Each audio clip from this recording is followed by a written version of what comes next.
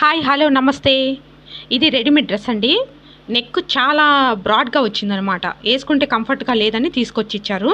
దాన్ని అడ్జస్ట్ చేయడానికి నాకు చిన్న పీస్ ఉందనమాట. బ్లౌజ్కి స్లీవ్స్ అటాచ్ చేయమని పీస్ ఇస్తారు కదా, అది ఫుల్ స్లీవ్స్ ఇస్తే నేను హాఫ్ హ్యాండ్స్ స్టిచ్ చేశాను కాబట్టి కొంచెం క్లాత్ మిగిలిందనమాట. ఆ క్లాత్తో నేను ఆ నెక్ని అడ్జస్ట్ చేయాలి. పైన షోల్డర్ ఉంటే షోల్డర్ మీద కొంచెం మనం కుట్టేస్తే కొన్ని కవర్ అవుతాయి. కానీ ఇది ఎట్లా అంటే షోల్డరు కటింగ్ లేదనమాట, చిన్న డిజైన్ పట్టీలాగా ఇచ్చాడు. అందుకని నేను దానికి ఇంకొంచెం ఎక్స్ట్రా పట్టీని సైడ్ని అటాచ్ చేశాను. అంటే నెక్ దగ్గర కొంచెం కవర్ అవుతుంది.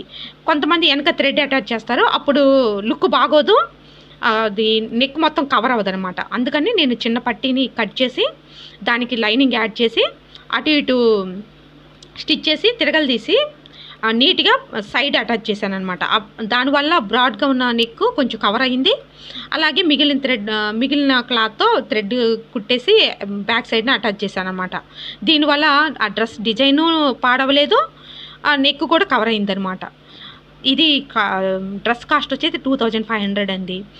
ఇలాంటి వాటికి మనం జాగ్రత్తగా ఇలాంటివి ఏమన్నా రిపేర్ చేసినప్పుడు జాగ్రత్తగా చేస్తే ఆ డిజైన్ కూడా అంటే ఆ డ్రెస్ బ్యూటీ పాడవకుండా ఉంటుందన్నమాట.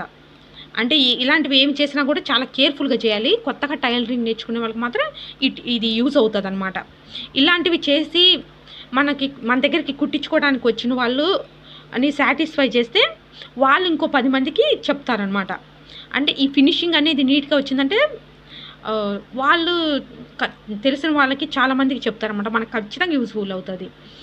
ఈ షార్ట్ చూసినందుకు థ్యాంక్ యూ అండి. సబ్స్క్రైబ్ చేసుకొని నన్ను ఎంకరేజ్ చేయండి.